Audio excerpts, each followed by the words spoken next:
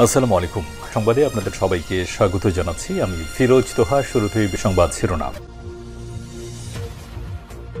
বাংলাদেশের সর্বশেষ গুরুত্বপূর্ণ আপডেট সংবাদে আপনাকে স্বাগত। শুরুতেই সংবাদ শিরোনাম, পরে বিস্তারিত। শুরুতেই জানাব, ঈদগাহে সংঘর্ষের আশঙ্কা ১৪৪ ধারা জারি। ময়মনসিংহের গফরগাঁও উপজেলার পাগলা থানা এলাকায় একাধিক পক্ষের সংঘর্ষের আশঙ্কায় ঈদগাহ মাঠে ১৪৪ ধারা জারি করেছে স্থানীয় প্রশাসন। রোববার ৩০ মার্চ সন্ধ্যা ৬টা থেকে আজ সোমবার ৩১ মার্চ সকাল থেকে সন্ধ্যা ৬টা পর্যন্ত পাগলা থানা এলাকায় ৯ নম্বর পাঁচবাগ ইউনিয়নের লামকাইন ঈদগাহ মাঠে পবিত্র ঈদ উল ফিতরের দিন ১৪৪ ধারা জারির নির্দেশনা দেওয়া হয়েছে। এরপর জানাবো, নড়াইলে জেলা বাস মিনিবাস শ্রমিক ইউনিয়নের সম্পাদককে পিটে হত্যা।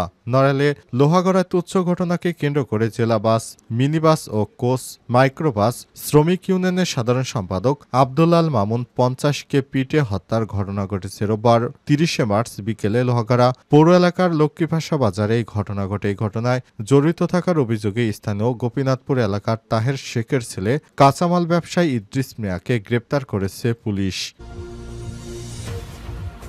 এদিকে দেশবাসীকে প্রধান উপদেষ্টার ঈদের শুভেচ্ছা। দেশবাসীকে পবিত্র ঈদ উল ফিতরের শুভেচ্ছা জানিয়েছেন অন্তর্বর্তীকালীন সরকারের প্রধান উপদেষ্টা প্রফেসর ডক্টর মোহাম্মদ ইউনূস। এক ভিডিও বার্তায় প্রধান উপদেষ্টা দেশবাসীকে এই শুভেচ্ছা বার্তা জানান।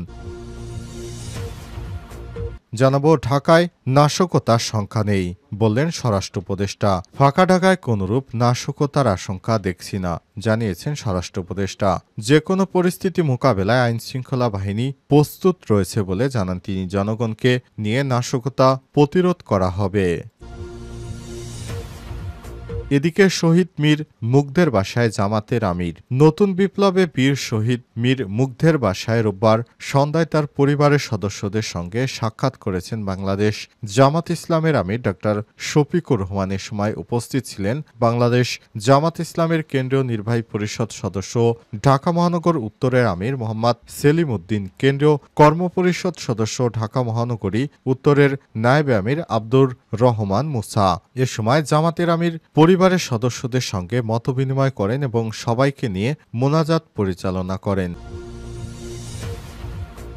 এবং সর্বশেষ জানাবো, ২০০০ পরিবারকে ঈদের উপহার দিলেন বিএনপি নেতা তারেক রহমান। বাংলাদেশ জাতীয়তাবাদী দল বিএনপির নেতা তারেক রহমান আমরা বিএনপি পরিবারের প্রধান পৃষ্ঠপোষক তারেক রহমানের নির্দেশে বিগত ফ্যাসিস্ট আমলে গুমখুম আহত পরিবারের মাঝে সারা দেশে ঈদের উপহার সামগ্রী বিতরণ করেছেন। এই উপহার সামগ্রী পৌঁছে দিয়েছেন বিএনপির দলের একজন নেতা। তিনি বাড়ি বাড়ি গিয়ে এই ২০০০ মানুষকে ঈদের উপহার সামগ্রী বিতরণ করেছেন বলে জানা গেছে। আমরা বিএনপির পক্ষ থেকে এই উদ্যোগ নেয়ার পরই ২০০০ জন পরিবারকে ঈদের সামগ্রী পাঠানো হয়েছে। প্রিয় দর্শক, এতক্ষণ শুনছিলেন সংবাদ শিরোনাম, এবারে বিস্তারিত। তবে তার আগে বন্ধুরা, অনুরোধ থাকবে এই সংবাদটিতে একটি লাইক দিন। এই চ্যানেলে আপনি নতুন হয়ে থাকলে আমাদের সংবাদটি দেখতে দেখতে চ্যানেলটি সাবস্ক্রাইব করে রাখুন। কমেন্ট করে বন্ধুরা আপনার মূল্যবান মতামত জানিয়ে দিন আপনি বিশ্বের কোন দেশ থেকে বা বাংলাদেশের কোন স্থান থেকে আমাদের সংবাদটি দেখছেন এবং শুনছেন। আর বন্ধুরা, কমেন্ট করে আপনার মূল্যবান মতামত জানিয়ে দিন। এই সংবাদটি আপনার সোশ্যাল মিডিয়া ফেসবুকে শেয়ার করে দিন বন্ধুদের মাঝে, যাতে করে তারাও এই লেটেস্ট আপডেট সংবাদগুলো জানতে পারে। এবারে বিস্তারিত।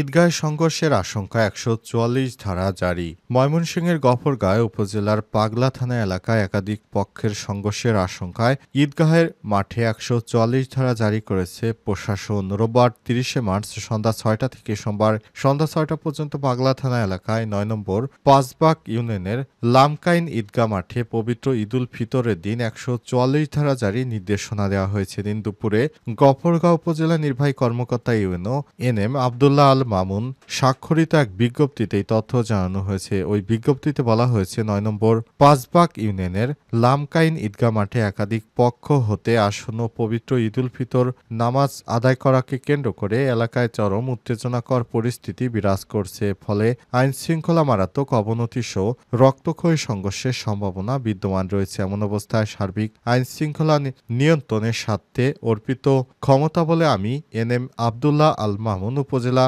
নির্বাহী অফিসার ও এক্সিকিউটিভ ম্যাজিস্ট্রেট গফরগাঁও ময়মনসিংহ অত্র এলাকায় ১৪৪ ধারা জারি করলাম। এতে আরও বলা হয়েছে ওই এলাকায় সকল প্রকার আগ্নেয়াস্ত্র বহন প্রদর্শন, লাঠি বা দেশীয় অস্ত্র বহন প্রদর্শন, আতশবাজি, পটকা, মাইকিং, শব্দযন্ত্র ব্যবহার, জনের বেশি ব্যক্তি একত্রে চলাফেরা, সভা সমাবেশ, মিছিল ইত্যাদি নিষেধাজ্ঞা জারি করা হলো। কেউ যদি আইন অমান্য করে তার বিরুদ্ধে জুডিশিয়াল কাউন্সিল অনুযায়ী ব্যবস্থা গ্রহণ করা হবে।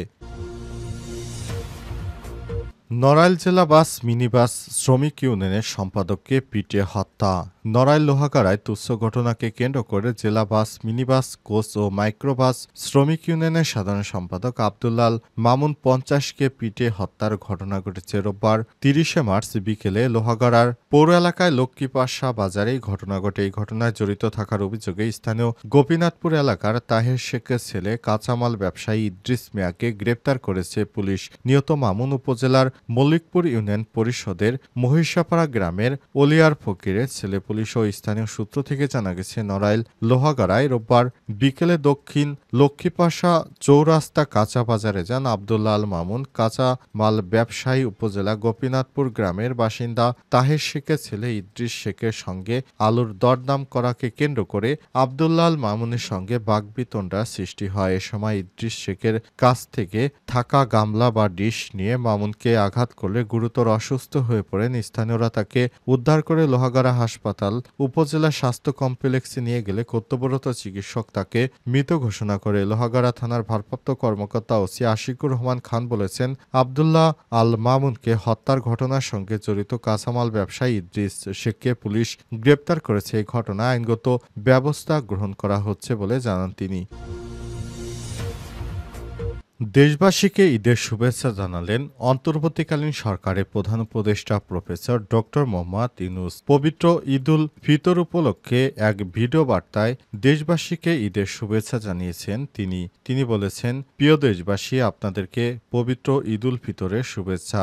আশা করি সবাই ভালো আছেন, নির্বিঘ্নে বাড়ি যেতে পারছেন। আমি আশা করব আপনারা আপনাদের সন্তানদেরকে এলাকায় গিয়ে এলাকার আত্মীয় স্বজনের সঙ্গে তাদের পরিচয় করিয়ে দিবেন। আমি আশা করি আপনার মৃত আত্মীয় স্বজনের কবর জিয়ারত করবেন এবং যে কোনো উপায়ে স্বৈরাচারী কোনো শাসক বা তার দলের নেতাকর্মীরা যদি সংগঠিত হওয়ার চেষ্টা করে তাহলে তাদেরকে প্রতিহত করবেন। কারণ দেশকে অস্থিতিশীল করার বিভিন্ন ষড়যন্ত্রে লিপ্ত হয়ে আছে তারা। তাদেরকে এই ধরনের চক্রান্ত থেকে নস্যাৎ করতে আমাদের অবশ্যই জাতীয় ঐক্য করতে হবে। তা না হলে দেশজুড়ে যে নাশকতা আকার যে পরিকল্পনা করেছে সেটি তারা বাস্তবায়ন করতে পারবে। সুতরাং দেশকে একটি ভালো স্থানে নিয়ে যেতে হলে আমাদের অবশ্যই অন্তর্বর্তীকালীন সরকারকে সঙ্গে নিয়ে আমাদের সমস্ত রাজনৈতিক দলকে নিয়ে আমাদের জাতীয় ঐক্যমত করতে হবে। তাহলে আমরা দেশটাকে একটি স্থিতিশীল পরিস্থিতির মধ্যে রাখতে পারবো। তা না হলে সারা দেশে নাশকতা বৃদ্ধি পেয়ে দেশটাকে অস্থিতিশীল করা যে ষড়যন্ত্র করছে পলাতক ঘাতক দল, তারা সেটি করতে সফল হবে। ফাঁকা ঢাকায় নিরাপত্তায় কোনো সংখ্যা নেই বললেন স্বরাষ্ট্র উপদেষ্টা। স্বরাষ্ট্র উপদেষ্টা লেফটেন্যান্ট জেনারেল জাহাঙ্গীর আলম চৌধুরী বলেছেন, ফাঁকা ঢাকায় কোনোরূপ নিরাপত্তার আশঙ্কা দেখছি না। কোথাও কেউ যদি কোনো ধরনের নাশকতা করার চেষ্টা করলে তাহলে তাদেরকে আইন শৃঙ্খলা রক্ষাকারী বাহিনীর সদস্যরা কঠোর হাতে দমন করবে। এ সময় তিনি আরও বলেছেন, আপনারা যারা সাংবাদিক ভাইয়েরা আছেন তারা বিভিন্ন স্থান থেকে আমাদের সংবাদ এনে দিচ্ছেন। যদি কোথাও কেউ নাশকতার চেষ্টা করে তাহলে আমরা সবসময় অ্যালার্ট রয়েছি। আমরা ওই নাশকতাকারীদেরকে গ্রেপ্তার করে আইনের আওতায় নিয়ে আসব। ভবিষ্যতে দেশে যেন কেউ নাশকতা করতে না পারে সেজন্য আইন শৃঙ্খলা রক্ষাকারী বাহিনীর সদস্যরা অ্যালার্ট রয়েছে। সুতরাং এ ধরনের কোনো নাশকতা হওয়ার কোনো সম্ভাবনা দেখছি না বা হবেও না। এটা নির্দ্বিধায় বলতে পারি অতীতের যে কোনো সময়ের চেয়ে এবার নির্বিঘ্নে যাত্রায় সাধারণ মানুষ বাড়ি যেতে পেরেছে। ঈদযাত্রা এবার স্বস্তি হয়েছে। সুতরাং বাংলাদেশে এখন কোনো নাশকতা বা ষড়যন্ত্রকারী আর ঠাঁই পাবে না বলেও জানান স্বরাষ্ট্র উপদেষ্টা। এ সময় তিনি দেশবাসীকে ঈদ উপভোগ করার আহ্বান জানিয়েছেন। তিনি বলেছেন, সবাই মিলেমিশে একসাথে ঈদের নামাজ পড়ব, ঈদকে উদযাপন করব, অন্য কাউকে ব্যাঘাত সৃষ্টি করব না।